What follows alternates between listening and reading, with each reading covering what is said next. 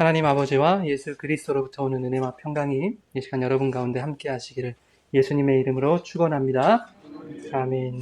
네, 오늘은 곤고한 자를 자유케 하는 복음이라고 하는 제목으로 말씀의 은혜를 나누겠습니다. 여러분, 저는 말씀을 준비할 때 이번 주는 또 무슨 말씀을 전하나 이런 고민을 종종 합니다. 아마 목사님이라면 누구나 그런 고민을 하시지 않을까 생각이 듭니다. 고민을 하다 보면 결국에는 복음을 전해야지, 예수를 전해야지 라는 것으로 결론이 납니다. 그런데도 그 다음 주에 또 고민을 합니다. 이번 주는 또 어떤 말씀을 전하나 이렇게 고민을 하게 돼요. 결과는 뻔하죠. 복음을 전해야 되고 예수를 증거해야 됩니다. 그런데 이런 고민이 반복되더라 하는 거죠. 그 이유가 뭘까 생각을 해봤어요. 나름대로 내린 결론이 이것입니다. 말씀을 준비하는 것이 너무 어렵기 때문이다. 어떤 분들이 이 말을 들으실 때 그래, 목사님들 말씀 준비하는 거 참 힘드시겠다. 자기를 갈아서 진액을 짜내는 심정이라고 하는데 얼마나 힘들까 이렇게 이해를 하시는 분들이 있는가 하면 어떤 분들은 아이고 맨날 하는 일인데 그까짓 거 설교 한 편 못 지을까 작성 못할까 이렇게 생각하시는 분들도 더러 계십니다. 전자든 후자든 저는 별로 개의치 않습니다. 그런데 제가 말씀을 준비하는 것이 너무 어렵다고 느끼는 것은 설교의 내용을 만들고 원고를 작성하는 것이 힘든 것도 분명 사실이지만 그보다 월등하게 큰 비중을 차지하는 이유가 있습니다. 첫째는 내가 전하는 말씀대로 살지 못하는 나 때문에 힘듭니다. 과연 내가 이 말씀을 전할 자격이 있는가 하는 회의감 때문에 참으로 괴롭습니다. 그래서 내가 빠져나갈 구멍을 만들어 보려고 머리를 굴리죠. 어떻게 설교를 하면 나라고 하는 죄인이 거기서 빠져나갈 수 있을까? 어떻게 복음을 전하면 회의감이나 자괴감에 괴로워하지 않으면서도 떳떳하게 내가 설교할 수 있을까? 근데 정답은 간단하거든요. 기복적인 강연을 하면 되는 거예요. 그런데 그것은 복음이 아니기 때문에 명색이 목사가 그렇게 할 수는 없고, 그래서 복음을 전하면 그 내용이 어떤 내용이든지 거기서 나라고 하는 존재가 빠져나갈 구멍이 없습니다. 어떤 내용이든지 다 걸리게 되어 있어요. 그래서 설교가 힘듭니다. 설교는 목사를 통하여 성령이 하시는 하나님의 말씀이거든요. 그래서 목사의 말이 성도들에게 기억이 되는 것이 아니라 성령께서 성도들에게 하나님의 뜻을 깨닫도록 하시는 것이죠. 그런데 이러한 영적인 개념을 다 떼어내고 생각을 한번 해봤습니다. 성도들은 내가 전한 말씀을 듣고 무엇을 깨닫고 무엇을 기억할까? 과연 성도들은 목사의 설교 한 편을 통해서 무엇을 듣고 무엇을 얻는가? 아니, 무엇을 듣기를 원하고 무엇을 얻기를 원하는가? 이런 고민들이 말씀 준비를 힘들게 만드는 두 번째 이유입니다.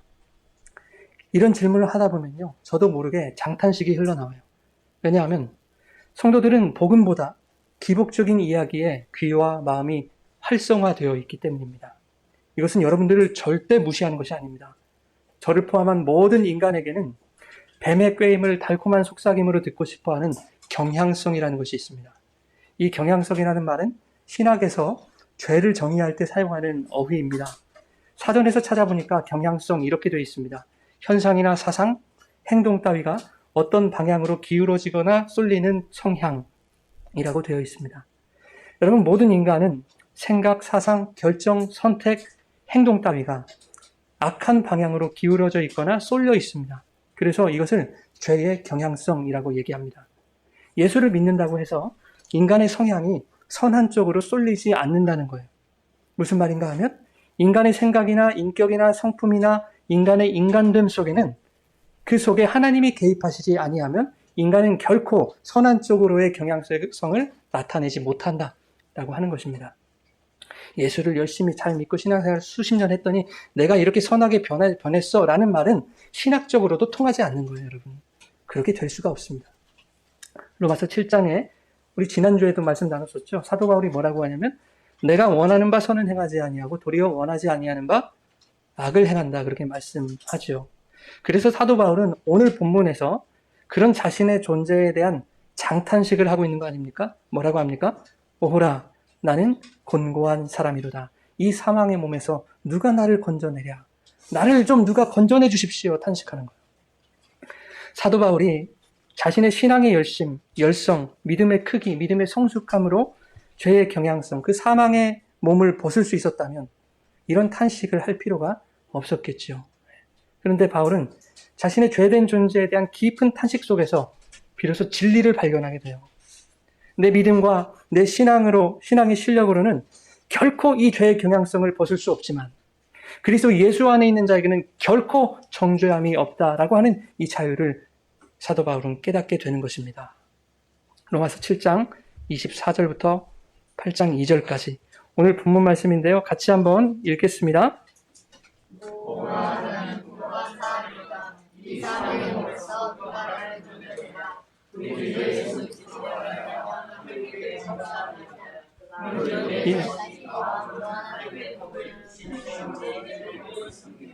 그러므로 이제 그리스도 예수 안에 있는 자에게는 결코 정죄함이 없나니 이는 그리스도 예수 안에 있는 생명의 성령의 법이 죄와 사망의 법에서 너를 해방하였음이니라. 아멘. 자, 여러분, 예수를 잘 믿었더니 죄의 경향성이 사라진 것이 아닙니다. 이 사망의 몸에서 누가 나를 건져내랴? 이 깊은 탄식 이후에 우리 주 예수 그리스도로 말미암아 하나님께 감사한다고 고백했어요. 이렇게 고백하는 것은 그 사망의 몸에서 나를 건져내실 분이 예수 그리스도라는 뜻이지요. 그럼에도 불구하고 그 고백 이후에 사도 바울은 곧바로 이렇게 말하죠. 여전히 마음으로는 하나님의 법을 섬기지만 육신으로는 죄의 법을 섬긴다라고 고백합니다. 무슨 말입니까? 여전히 우리 안에 죄가 살아있다는 거예요. 그러나 예수 안에 있으면 비록 우리가 원하지 아니하는 바 악을 행하는 자임에도 불구하고 하나님이 그들을 정죄하지 아니하신다. 왜 그렇습니까? 정죄는 누가 당했기 때문에? 예수 그리스도께서 십자가에서 당하셨기 때문에. 그래서 그 안에 들어가 있는 자들에게는 정죄가 미치지 않더라 라고 말씀하고 있는 것입니다. 자, 그런데 오해하시면 안 돼요. 그렇다고 해서 예수를 믿기만 하면 죄를 반복하여 지어도 괜찮다더라 이렇게 오해하면 정말 곤란하겠죠. 여러분, 그렇게 생각하는 사람들은요, 예수를 믿는 게 아니죠. 예수를 믿는다고 하면서도 죄를 밥 먹듯이 짓고 죄 짓는 것을 합리화하고 그러다 보니까 불안해지겠죠. 왜 불안해집니까? 지옥 갈까 봐. 그러니 믿고 싶은 거예요. 어떻게? 예수 믿으면 죄를 밥 먹듯이 지어도 정죄받지 않는다더라 라고 믿고 싶은 거예요. 그건 믿음이 아니죠. 객기죠, 객기. 예수 안에 있는 사람들은요, 그런 생각을 하지 않는다고요. 예수 안에 있는 자들은 자신의 죄가 드러났을 때 뭘 할까요? 하나님께 회개라는 것을 합니다. 하나님 죄송합니다. 오늘도 여지없이 부족하고 연약한 저의 죄성이 드러나고 말았습니다. 용서해 주십시오. 불쌍히 여겨 주십시오. 다시는 하나님 앞에 죄 짓지 않는 삶을 살아갈 수 있도록 나를 좀 붙들어 주십시오. 이렇게 기도하겠죠. 그런데 아이고 다행이다. 죄를 지어도 나는 예수라는 보험이, 구원이라는 보험이 잘 되어 있어서 나는 아무 문제 없어. 어떻게 이렇게 생각을 할 수 있겠느냐고요. 예수 안에 있는 사람이 절대 그럴 수는 없는 것이죠. 여러분, 저는 설교에 대한 고민을 할 때마다 여기까지 와요. 전하는 자나 듣는 자나 모두가 죄인이다 라고 하는 것까지 옵니다. 죄인이 말씀을 전하고 죄인들이 말씀을 듣고, 말씀은 그들 모두에게 장탄식을 자아내게 만들죠. 그 탄식이 있어야 우리 주 예수 그리스도로 말미암아 하나님께 감사하노라 이 고백이 나오는 거예요. 말씀을 지켜낼 수 있는 실력자라야 말씀을 전할 자격이 주어지는 것이 아니라 설교를 준비할 때마다 오호라 나는 곤고한 자로다 라는 것을 깨닫고 장탄식을 하며 이러한 곤고한 나를 건져내실 분이 바로 예수 그리스도임을 저 스스로에게 먼저 선포하는 거예요. 그런가 하면 그 어떤 뛰어난 말씀을 듣고도 그것을 세상의 기복으로 들으려고 하는 우리들, 저와 여러분들, 죄의 경향성을 지닌 성도들의 그 곤고함에까지 목사는 다가가야 합니다. 사랑하는 성도들이 오늘 이 말씀을 통해서 자신들의 곤고한 실체를 반드시 깨닫고, 하나님, 나는 곤고한 사람입니다. 이 사망의 몸에서 부디 나를 건져주십시오 라고 탄식하도록 만들어야 되기 때문에 이 설교가 힘이 되는 거예요. 그러니까 탄식을 해주세요. 설교를 듣고. 말씀 속에 여러분 그 탄식이 없다면 예수 안에서 나를 해방하시고 정죄하지 않으시는 그 하나님에 대한 감사가 어찌 나올 수 있단 말입니까? 나올 수가 없죠. 그것이 없다면 오늘 우리의 설교, 우리의 예배는 실패인 거예요. 말로는 하나님께 감사한다고 하지만 무엇에 대한 감사인지 모르는 거예요. 죄로부터 해방시키시고 구원하신 것에 대한 감사가 아니라 나의 소원 들어주셔서 감사합니다. 고작 그것으로 전락하게 되는 겁니다. 저와 여러분이 복음을 선포하고 복음을 들어야 하는 이유는 복음이 내 존재에 대한 탄식을 이끌어내어 예수를 만나게 하고 예수 안에서 자유함을 얻게 하기 때문입니다. 여러분, 오늘 말씀 가운데 여러분이 얼마나, 저를 포함한 여러분이 얼마나 세상을 좋아하는 곤고한 존재인지를 여러분 발견하셔야 됩니다. 나는 아닙니다는 없어요, 여러분. 그리고 가슴을 치십시오. 그 자들에게만 예수님이 보일 것입니다, 여러분. 여러분의 실체를 숨기지 마세요. 숨기는 자에게는 주님의 자유가 찾아오질 않습니다. 그럴싸하게 포장할 수는 있지만 하나님은 다 아시는 거예요. 중심을 살피시기 때문에. 여러분, 우리는 머리 대신 그리스도의 몸된 교회잖아요. 몸된 교회 각 지체이신 여러분들이잖아요. 손과 발. 그런데 지체이신 여러분이 연약한 자기 실체를 숨기고 포장하면 어떻게 되겠습니까? 손이 썩어가는데, 발이 썩어가는데 나를 숨겨요. 포장해요. 그러면 교회는 썩는 겁니다. 교회는 무너지는 겁니다. 힘들고 아프고 상하고 죄 많은 우리의 연약함을 서로에게 보여야죠. 나눠야죠. 그래야 싸매주고 감싸주고 기도할 것 아닙니까? 그렇게 우리 안에서 서로의 연약함을 보듬어주고 서로 기도할 때 주님의 위로와 은혜가 우리 모두 위에 덮이는 것입니다. 그런 교회가 되기를 소망합니다. 여러분, 저는 여러분 잘 아시다시피 이 기복이라는 단어를 매우 싫어합니다. 그런데 원래 기복이라는 말은 나쁜 뜻이 아니잖아요. 복을 비는 거잖아요. 복을 구하는 거거든요. 사실 우리의 신앙은요, 기복신앙이 맞아요. 복을 구하는 신앙이잖아요. 그런데 성도들이 구하는 복이 성경이 말하는 복이 아니라는 것이 문제 아닙니까? 죄다 세상의 것들 뿐이잖아요. 하나님께 구한다는 복이 돈, 명예, 건강, 성공 이런 것들이잖아요. 성경이 말하는 복은 여러분 유일해요. 예수입니다. 예수. 말씀드렸죠? 여러분, 예수는 임마누엘입니다. 임마누엘. 임마누엘은 무슨 뜻입니까? 하나님이 우리와 함께 계시다. 그것이 히브리 민족이 유일하게 복이라고 하는 개념을 가졌던 그 단어예요. 또한 이 예수라는 이름의 뜻은 구원이죠. 구원. 구원자. 자기 백성을 그들의 죄에서 구원할 자. 그게 예수라는 이름입니다. 여호수아, 호세아 다 똑같은 이름이에요. 그리고 성경은 예수님을 천국 그리고 하나님 나라라고 설명하지 않습니까? 그러니까 성경이 말하는 복은 이런 것들이에요. 예수 그리스도로 말미암는 구원, 그 구원의 영생, 그리고 그 영생으로 인하여 우리가 들어가는 천국, 이런 것들이 성경이 말하는 복입니다. 그런데 성도들이 이런 복을 더 이상 기복하지 않아요. 세상의 것들을 구하고 비는 것이 오늘날 기복이 되어버렸어요. 그래서 기복이 나쁜 거예요. 그러한 기복주의가 나쁘다는 거 여러분들도 잘 알고 계시죠. 그런데 내 삶에, 내 신앙에 적용시키지를 않아요. 기복주의는 나쁘다고 하면서 복 받는 이야기를 우리는 바란단 말이죠. 여기서 말하는 복은 다른 복이겠죠? 예수라는 복이 아니겠죠. 돈, 그리고 내가 원하는 것이 이루어지는 것, 그런 것들을 말하겠죠. 열심히 헌신하고 성실하게 교회를 섬기면 하나님이 풍성한 은혜를 베풀어 주실 것입니다. 아멘. 열심히 기도하면 문제를 해결해 주시고 원하는 복을 허락해 주실 것입니다. 아멘. 우린 그런 거 좋아하잖아요. 헌신하고 섬기고 기도하는 것은 대단히 귀한 거예요, 여러분. 하지 말라는 거 아니에요. 그러나 교회가 세상적인 복을 믿기로 헌신과 섬김과 봉사와 기도를 부추기면 되겠습니까? 그건 하나님 앞에 죄악이죠. 아니, 여러분 정말 그렇게들 열심히 헌신하고 봉사하고 기도도 하고 다 해보셨잖아요. 안 해보신 분이 어디 계세요, 여기? 그런데 그렇게 했더니 여러분의 소원이 성취됐던가요? 믿음으로 구하면 다 주십니까, 여러분? 믿음으로 구하고 의심하지 말라. 의심이 안 되던가요? 저는 하루만 지나도 하나님 그러실 줄 몰랐어. 의심이 되던데. 원망이 되고. 우리가 인간이라는 걸 놓치지 마세요, 여러분.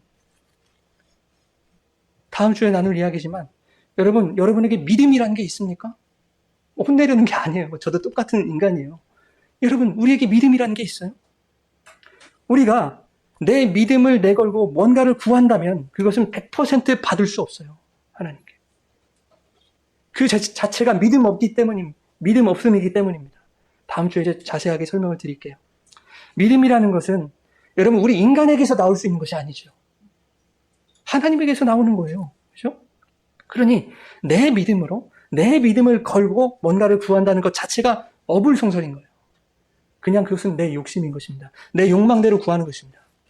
그래서 절대로 주어지지 않아요.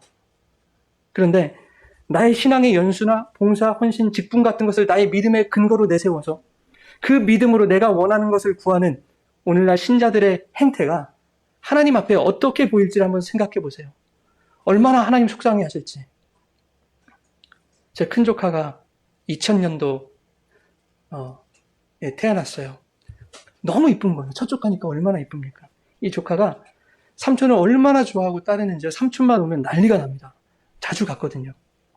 얼굴을 막 빤히 바라보면서 막 뽀뽀도 해주고 막 그랬어요. 남자아이인데.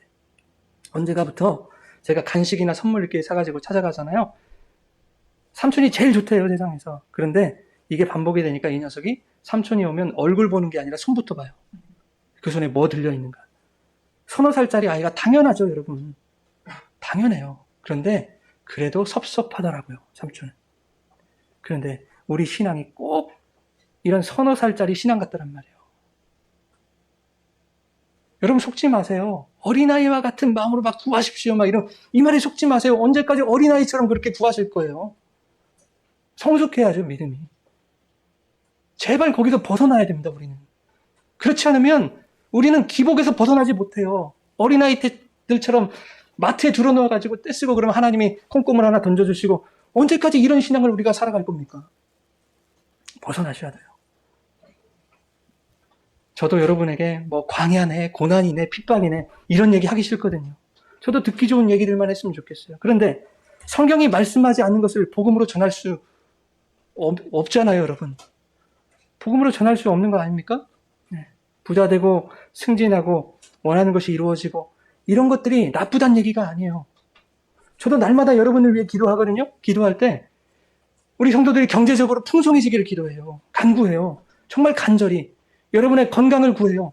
여러분의 삶에 고난이 없기를, 평안하기를, 형통하기를 정말 간절히 구합니다. 그런데 우리 목사가 나를 위해 그런 기도를 하네? 이야, 여러분이 이런 것에 안도를 하거나 그것을 희망으로 붙들면 여러분 그것이 바로 기복이에요. 목사가 막 기도해주면 뭐가 될 것 같고 막 이런 거 있죠? 다 기복이에요. 기도는 내가 하면 되죠. 내가 하면 되죠. 누가 해주면 하나님이 더 잘 들어주고 내가 하면 직급이 좀 낮으니까 덜 들어주고 그러십니까? 그러지 않아요. 하나님이 뜻대로 이루어 주시는 거예요. 목사가 여러분의 경제적 풍성함, 성공, 건강을 위해 기도합니다. 그런데 결과는 하나님의 뜻에 다 맡기는 거예요. 그것을 주시든지 주시지 않든지 그것은 하나님이 하실 일이에요. 우리가 관여할 바가 아니에요, 여러분. 하나님, 저에게 지금 필요한 것은 돈입니다. 누가 봐도 저에게 필요한 것은 돈이거든요. 내 생각이죠. 하나님은 그에게 가장 불필요한 것이 돈이라고 생각하실 수 있는 분이에요. 그래서 있는 돈도 걷어가실 수 있는 분이에요. 그게 우리 하나님이에요. 여러분 이런 말을 들으시면 어떠세요? 왜 김 목사는 항상 부정적인 얘기만 하는가? 이런 생각하십니까? 기분이 상하십니까? 자존심이 상하십니까? 저주처럼 들리십니까? 아니면 부정 타십니까? 그런 일이 나에게 일어날 것만 같아서 불안하십니까? 불안해하는 나의 믿음 없음이 들통날 것만 같아서 초조하십니까? 그런 나의 믿음 없음으로 인해 정말 나에게 나쁜 일이 일어날 것 같아서 두려우십니까? 지금 여러분의 마음 상태가 적어도 이 중에 한 가지는 해당되지 않았겠습니까? 아무리 나를 숨겨봐도 내색하지 않아도 우리는 모두 곤고한 인생이라는 것을 우리 스스로에게조차도 발각당하잖아요. 다른 사람은 다 속일 수 있어도 나는 못 속이죠, 여러분. 그런데 하나님을 속여요? 절대 못 속이죠. 중심을 보시는 우리 하나님. 여러분, 하나님은 당신의 백성들에게 가장 선하게 역사하시는 하나님이십니다. 가장 선하게 완벽하게 역사하시는 하나님. 그렇다고 이 말을 또 오해하지 마세요. 하나님의 선함이 항상 우리가 생각하는 세상적 가치에 좋은 것은 아닌 거예요. 이해하셨습니까? 나에게만큼은 있는 돈마저도 빼앗아 가시는 그런 나쁜 방법으로 역사하지 않으실 거야. 이런 뜻이 아니에요. 오히려 하나님이 그렇게 하셔서라도 우리를 살리시는 방법을 택하실 거예요. 그것이 하나님의 선하심이라는 거예요, 여러분. 아이가 요리 놀이를 하는데요. 채소를 썰겠다고 칼을 들고 있어요. 막 식칼을 들고 있어요, 예리한 거. 여러분, 채소를 썰 때는 잘 드는 칼이 필요합니다. 그런데 요리놀이를 하는 아이에게는 그 칼이 필요 없어요. 그죠? 자기는 그 칼이 필요하다고 생떼를 부려도 엄마는 아이에게서 그 칼을 빼앗을 수밖에 없는 거예요. 누가 그 칼을 쥐어줍니까? 하나님은 어떠실까요? 아이가 생떼를 부리면 그 손에 칼도 쥐어주는 분이라고 우리가 그 하나님 그렇게 말할 수 있겠습니까? 결코 그럴 수 없죠. 우리가 그토록 바라는 돈이, 명예가, 성공이 하나님 보실 때 어린아이의 손에 들린 칼과 같다면 하나님은 여러분에게서 그 돈과 성공을 빼앗아 가시겠죠. 그런 칼과도 같은 돈과 성공을 그들의 손에 쥐어주시는 것이 어떻게 하나님의 은혜이겠습니까? 그건 저주이지. 그렇다면 그것을 빼앗아서라도 자기 백성을 살리시는 것이 하나님의 선하심이에요, 여러분. 내 뜻과는 달라도 지금 하나님이 나에게 행하시는 그 일이 나를 살리시는 하나님의 은혜다라는 것을 여러분 분명히 기억하시기 바랍니다. 하나님은 당신의 백성들을 살리시고 구원하시는 일에 당신의 선하심으로 가장 완벽하게 역사하시는 분이에요. 우리는 어떠한 방법과 형태로든지 하나님이 우리에게 행하시는 선한 역사하심 앞에 감사하고 순종할 수 있기를 더욱 구해야 되는 거예요. 목사는 복음을 통해서 그 은혜를 전할 뿐이에요, 여러분. 오늘 우리가 부른 찬송가 있죠? 205장 주 예수 크신 사랑. 이 찬송을 저는 개인적으로 참 좋아하거든요. 가사를 한번 들어보세요. 주 예수 크신 사랑 늘 말해주시오. 나 항상 듣던 말씀 또 들려주시오. 저 배지 않는 천국 주 예수 계신 곳 나 밝히 알아듣게 또 들려주시오. 날 구속하신 사랑 또 들려주시오. 날 구속하신 은혜 말하여 주시오. 나 같은 사람 위에 주 보혈 흘렸네. 이 복스러운 말씀 또 들려주시오. 이 세상 헛된 영화 날 미혹할 때에 주 예수 크신 사랑 늘 들려주시오. 천국의 빛난 영광 내 눈에 비칠 때 주 예수 크신 사랑 또 들려주시오. 여러분, 우리는 날 구원하신 주님의 사랑과 이 은혜, 이 복음을 듣고 또 들어야 돼요. 무엇을 들으시겠습니까? 세상의 헛된 영화 보기? 아니에요. 세상의 헛된 영화가 미혹할 때 그것이 아니라 구속하신 그 은혜가 우리에게 복이라고 일갈하시는 주님의 이 복음을 반복하여 우리는 들어야 되는 것입니다. 여러분, 우리도 들은 얘기 자꾸 들으면 짜증이 나잖아요. 복음도 마찬가지예요. 왜 똑같은 소리만 반복하느냐고. 너는 할 얘기가 그거밖에 없느냐고. 지루해 한다니까요. 그러나 하나님이 성경 66권을 통해서 우리에게 주시는 메시지는 유일해요. 하나님의 아들 예수 그리스도의 십자가 대속의 은혜밖에 없는 거예요. 어떤 말을 갖다 놓더라도, 어떤 본문을 갖다 놓더라도 거기서 벗어나질 않아요. 그러니 우리는 그 말씀을 평생 들어야 하고 평생에 듣던 그 말씀 또 들려달라고 여러분들이 저에게 말해야 되는 거예요. 다른 얘기할 때 목사님 그거 틀렸습니다. 핀트가 나갔는데요. 지금 무슨 얘기를 하십니까? 평생에 듣던 그 복음을 말씀해 주셔야죠. 여러분 그렇게 말씀하셔야 돼요. 여러분 인간은요. 늘 세상으로 마음이 쏠려 있어요. 경향성 기억하시죠? 늘 세상으로 마음이 쏠려 있어요. 죄인들의 경향성이에요. 그런 인간들에게 복음을 빙자하여 세상의 복과 소원 성취에 대한 기대를 품게 하면 그들의 신앙은 걷잡을 수 없이 기복으로 흘러가게 돼요. 브레이크 없는 자동차에 기름을 채우는 꼴인 거예요. 그래서 대한민국 교회가 폭풍 성장을 하고 대형화되었지만 마치 새마을 운동하는 것처럼 우리도 한번 예수 믿고 잘 살아보세요. 부자들 보세요. 이렇게 변질돼 버린 겁니다. 헌금 봉사 열심히 하여 소원 성취하세요. 제가 좀 과격하게 표현했지만 여기서 크게 벗어나지 않아요. 여러분. 이제는 바뀌어야죠. 교회가. 교회 썩었다 말만 하지 말고 우리부터 바뀌어야죠. 여러분. 그러니 말씀은 마음이 항상 세상으로 향해 있는 성도들에게 저와 여러분에게 그쪽으로 가면 사망이라고 반복하여 우리에게 가르치시는 거예요. 그 작업밖에 안 해요. 말씀은. 이 복음은 우리에게 부정적인 이야기가 아니라 우리를 살려내시려는 하나님의 선하신 역사라고 하는 것을 여러분 기억하시기 바랍니다. 그러니 이 복음이 들리실 때마다 세상으로 달려가고 있었던 여러분의 곤고한 실체를 발견하세요. 아이고야 내가 세상으로 달려가고 있었네. 그리고 탄식하세요. 하나님 어찌합니까? 오늘도 사망의 몸이네요. 이런 나를 누가 건져낼 수 있습니까? 주님이 나를 건져내 주십시오. 그 예수를 붙들므로 그리스도 안에 있는 그 해방과 자유를 누리며 살아가시는 저와 여러분 우리 모두가 되시기를 예수님의 이름으로 축원합니다.